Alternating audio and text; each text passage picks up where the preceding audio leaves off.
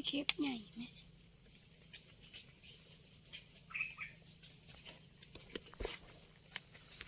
เห็ดปวกน้องขี้เข็บน้ำมือจังเนี่ยโอ้เป็นอย่างนั้น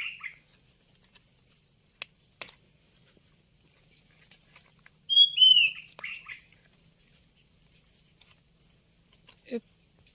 อึบ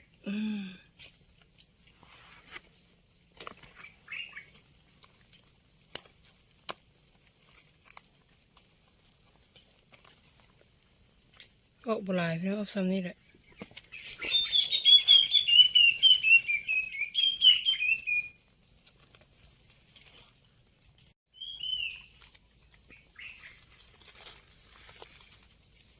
เห็นไหมพี่น้องให้ดอกจุ่ม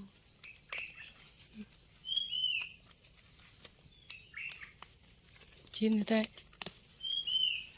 แต่จิ้ม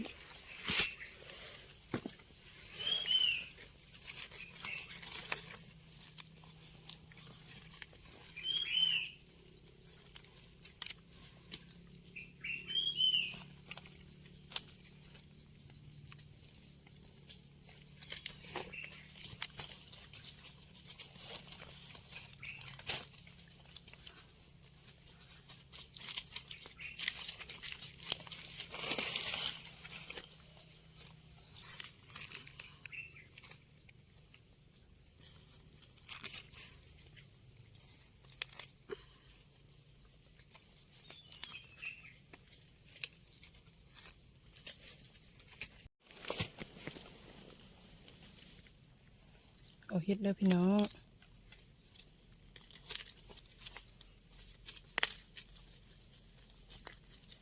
ดอกบ้าไงพี่น้อง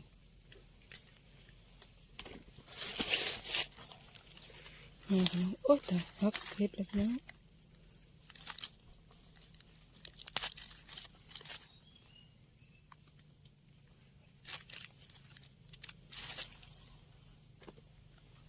สอนบ่พี่น้องดอกนี่ยังไงว่าได้เบิดนี่ด้วยพี่น้องพาจิ้มก่อน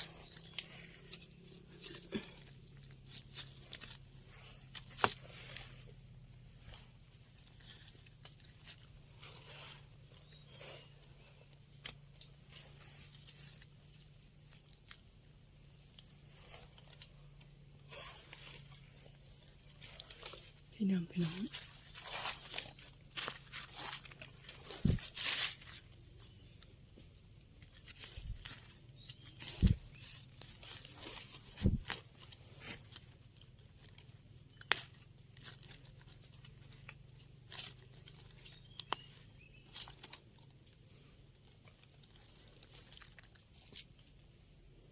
งามแต่พี่น้องเลย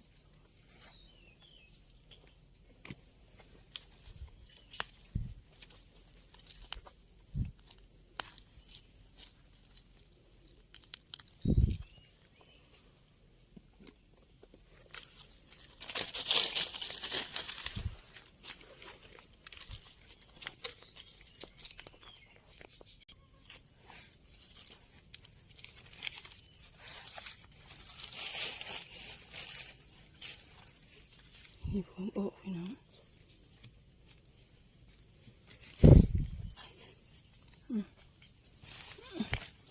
ขอโทษขออภัย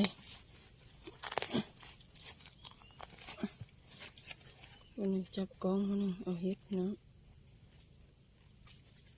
ถ้ากล้องสั่นก็ขอโทษเลยล่ะ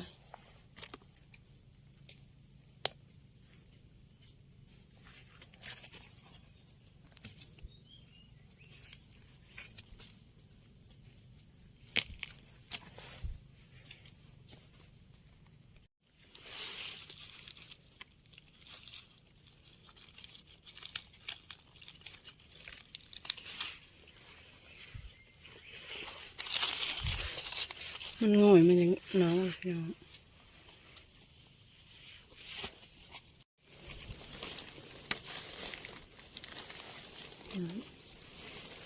ดอกเห็ดปวกเห็ดใหญ่พี่น้อง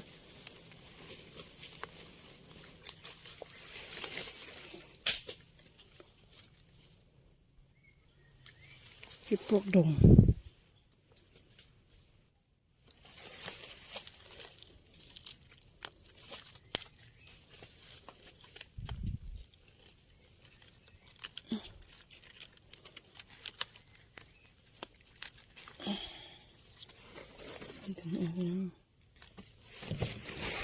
นี่ดอกนึง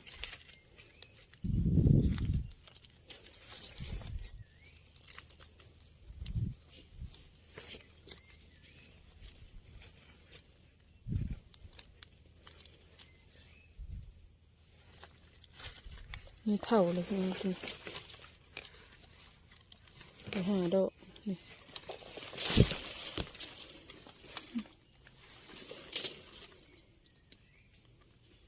ปีนี้หาก็ได้เห็ดปวกดอกใหญ่หลายปีเลยพี่น้องก็มีเห็ดปวกดอกใหญ่นี่3-4 ปีเลยมาฮ้อนเหือแล้วเด้อพี่น้องอันนี้แหละเห็ดเบาเขียวเด้อพี่น้องเห็ดเบาเขียวหา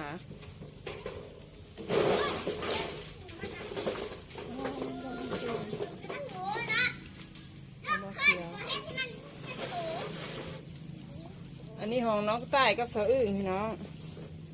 นี่เขาเฮ็ดตรงน้ำฝน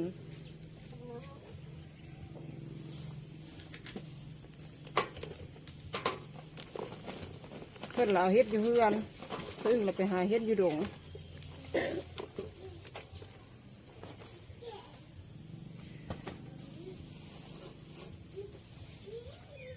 ดอกงามพี่น้องของบ้าเขียวมันจะดอกหินจูมพี่น้อง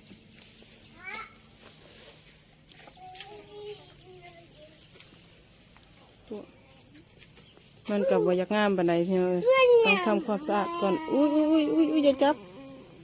ตัวป่วนจับเฮ็ดพี่น้อง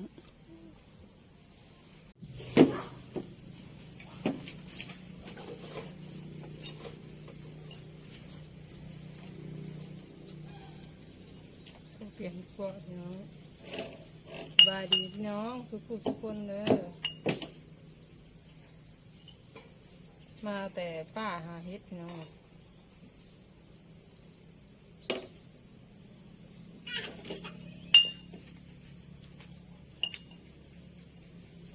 ปอกตีนมันไว้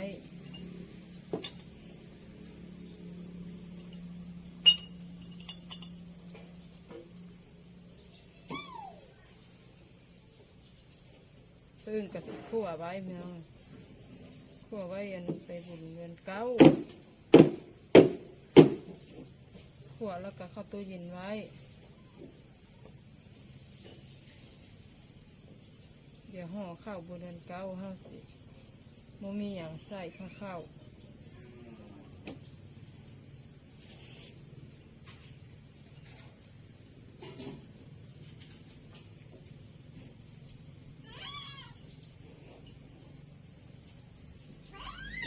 หนุ่มข้าวอันนี้คือเห็ดปวกตาบแล้วพี่น้องเห็ดปวกตาบไปที่พี่น้องเลยสบายดีพี่น้อง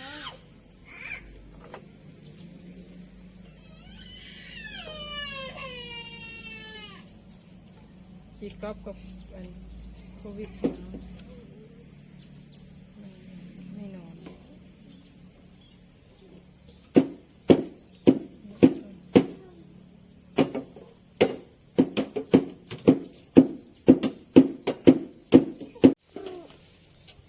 ว่าไปหาอีกเฮา หางเลย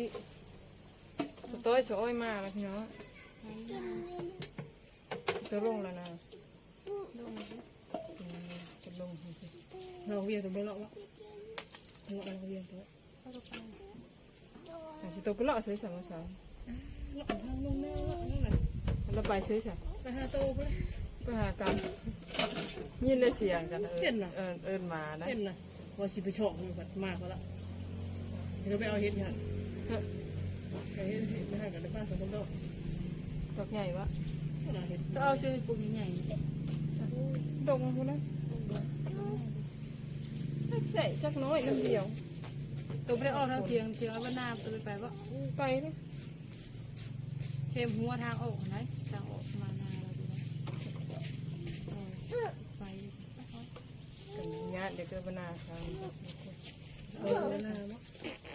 เวลาเอาหมดแล้ว ผมมาไหวรีบแต่ยอ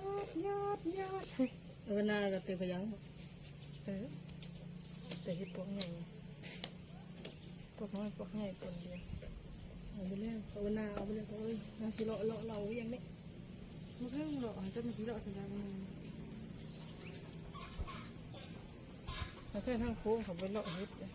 พี่น้านี่ของงาน ไปข้างหน้า ทาง ไป นี่ เพื่ คือ อ เลาะ เรากินข้าวกินน้ำไปแล้วเราหลังงานไม่ตีงานไม่ชอบงานไม่เลย กันพวกติดเห็ดแล้วก็ไป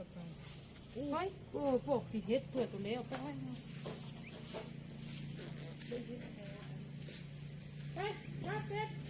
ไปขาย บริขายได้ปกกันตีข้าวขวดเข้าตู้เย็นไว้ขายได้เป็นแสนเพื่อน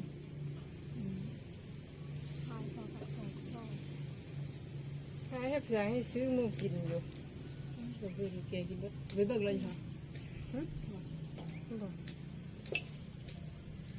ผมเลยไปเบิ่งได้เห็นหอยตัว ครัวขนาด ตัวต่อไป เล็ก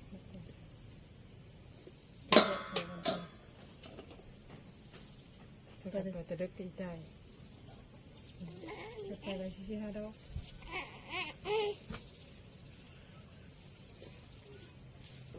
ไม่ได้พ่วงเข้าไปทาง คลิปนี้ก็ลาไปก่อนเด้อพี่น้องฝากกดไลค์กดแชร์กดติดตามช่องสาวอึ้งพูนซะเด้อจ้าคลิปนี้ก็ฝากสบายดี